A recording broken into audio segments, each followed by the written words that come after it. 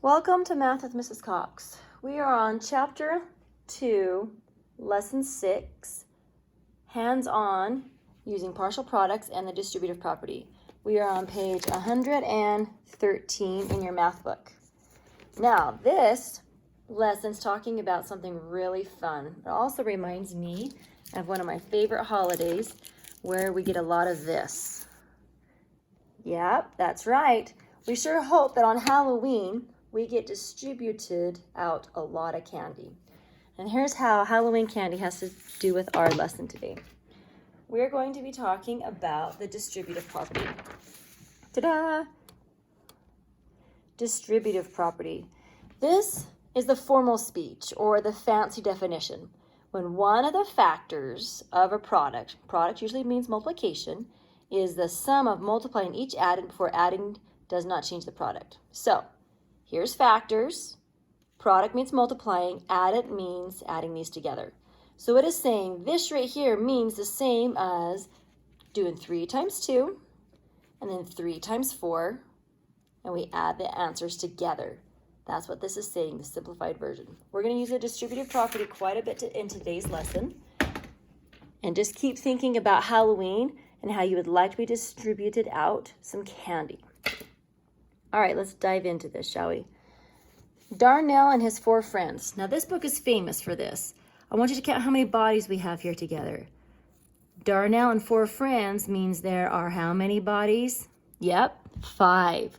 They went to an ice skating rink and bought sandwiches. They divided the total cost and found that each person needs to pay $17. What was the total cost for the ice skating and the sandwiches? So they want us to use an area model, and this is what an area model looks like. We want to use this area model to find 5 times 17. Now you would use this when you don't have a calculator. This strategy of using an area model to find partial products and using the distributive property is one way of doing this multiplication problem. Another way is you can just simply go the original way and go like this. 5 times 7 is 35. 5 times 1 is 5, 6, 7, 8, 85. So that's one way to do this multiplication problem. This is another strategy. This one breaks up the product or breaks up the factors by their place value. As you can see, they used what's in the tens and stuck it right here. And then what's in the ones place, they stuck right here.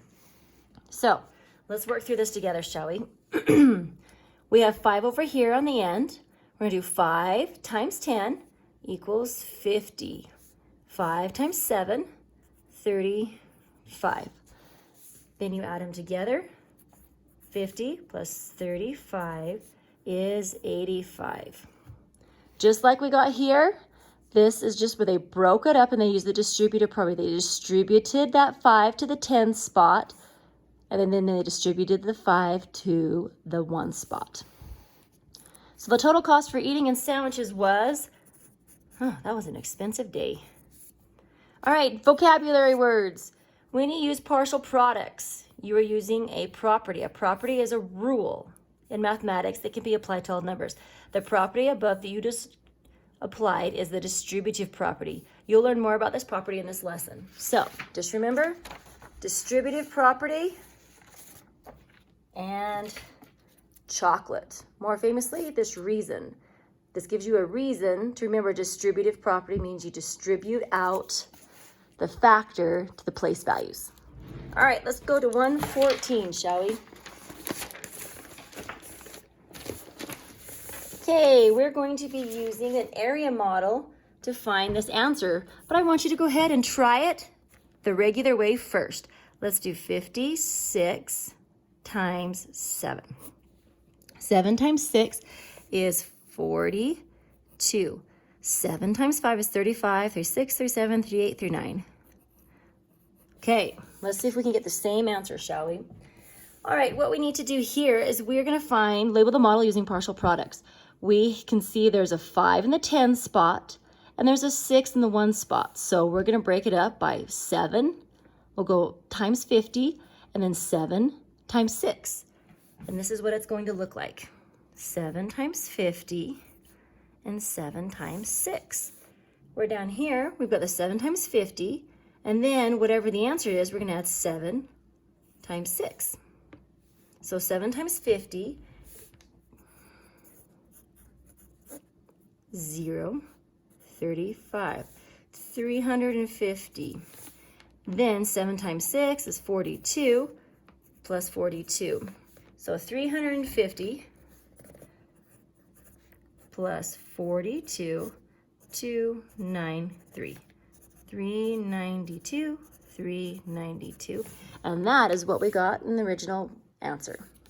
Okay, so remember, this is just another strategy to do multiplication. If you look at that and it gives you a brain ache, then to try this distributive property where you distribute the factor to the tens and the factor to the one spot. All right, let's talk about it, shall we? We are on number 1.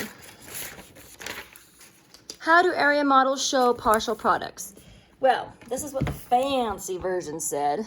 Fancy version said, the area model separate one factor into a sum based on place value. Each add-in is multiplied by the other factor into the total product. Well, that was the formal speech. Here is the simplified speech.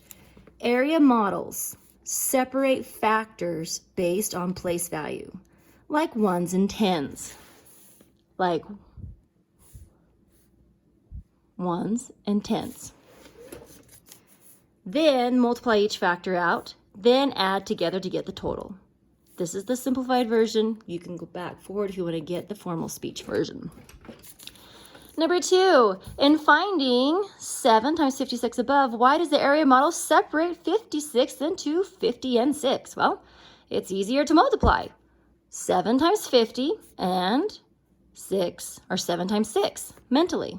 We can do this in our head easily. Number 3, find 6 times 36 using partial products. Label the model to help you solve. Show your work. Okay, so remember when we do this model, we put the factor right here that we're multiplying, and then we do tens and ones. So in the tens spot, we're going to put 30 up here, and then the ones over here. And this is where we write out the actual problem, so it helps our brain be organized. And then 6 times 6. Then over here is where we write the equation. We're going to write 6 times 36, because that's the original question. And we're going to say equals to, and this is where we use the distributive property where we distribute the 6 out.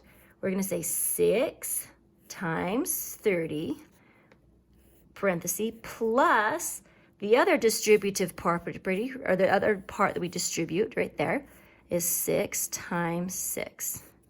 Ta-da! And we know when we work it out, I know that 6 times 3 is 18. And the nice thing about the zeros, I can just have that 0 here. So that's 180. And I know for my multiplication that 6 times 6 is 36. When I add those together, I get 216. That is how the distributive property works. It looks like you're drawing a great big map, but it actually helps break things into smaller chunks that you can conquer mentally easier. All right, let's go to page 115 on number 4, shall we? 115, number 4. We're going to use multiply using the area model. Label each model. All right, here's our factor. The factor goes into this square up the front. And then remember, this is the tens and this is the ones. So this is the tens. So that's going to be 10. If I take that 6 out, it'll be worth just 10. And then here's the ones value. Put it right there. Okay, now this is where I write out the equation so my brain can get it organized. 4 times 10, and then 4 times 6. 4 times 6. So what I'm going to do here is write the equation. I need to see this on your math book, please. We have 4 times 16. That's the original equation. And it's equal to distributing out the 4, so 4 times 10. Then I have to add the other distributive, 4 times 6. All right, 4 times 10 is 40. And I know mentally I can figure that out. That's 24. So when I add the 24 to the 40, I'm just going to kind of go over this way. 24. I always draw my arrows funny. There we go. Bring down the 4, 6, is 64. 64, and then circle your answer so I can see it. Okay, let's do number 5. Area model. Remember, this is our factor, so we're going to put the factor here at the point. And here's the 10 spot. The value of the 10 spot is 80, and the value of the 1 spot is 1. So then I have 6 times 80 is what I'm going to write right here. And then 6 times 1. Ta-da! Now I need to write out the equations, the algorithm. So it's asking 6 times 81 is the same as saying, distributing out that 6, we're going to have 6 times 80 plus 6 plus 1. And in my head, I know 6 times 8 is 48. Bring down the 0. Plus 6 times 1 is, well, 6. And I can count that on my fingers, and it's going to equal 486. Using the distributive property. Hopefully, this will give you a reason to pay attention to your math lesson. And remember, the distributive property is as good as candy, right? All right, here we go again. Let's try this again. Remember, that's our factor. It goes at the front. Here is the value of the 10 spot. We're going to stick it right here. Value of the 1 spot right there. And here we're going to organize our equations. 7 times 20. 7 times 9. Okay, in my head, I know that mentally I can multiply 7 times 2. Oh, I got to write this out over here. 7 times 29 is the same as saying 7 times 20. Got to get it all wrote out. And 7 times 9. Now we can do it mentally. 7 times 2 is 14. Then bring down the 0. Plus, and 7 times 9, because if you have your multiplication memorized, you'll remember that it's 63. Then you can bring this over here and add 63. Bring down the 3, 6, 7, 8, 9, 10, 203. 203 is the answer for our problem. Okay, number 7. Let's distribute this out. There's our factor. I'm going to stick right here. And here's the value of the 10 spot, 30. And here's our value of the 1 spot, 9. So then in our head, our equations are going to be 5 times 30 and 5 times 9. All right, let's write this equation out. 5 times 39 is going to be equal to 5 times 30 plus, it's a crazy plus sign, 5 times 9. All right, in our head, I know that 5 times 3 is 15. Bring down the 0. And 5 times 9 is 45. Can bring that over here, 45. 195. Circle your answer. Ta-da! Nicely done. Okay, let's move to page 116. Distributive property 116, we are on number 8. Ronnie swims 4 laps each day at the pool. How many laps does he swim in 28 days? Use an area model to solve.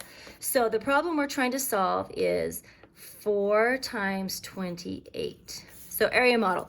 This is where you can draw 4 because that's our factor. And then you can draw just a long rectangle box. And then you can put 20 and 8 and do 4 times 20 and 4 times 8. And then you can also write out the problem.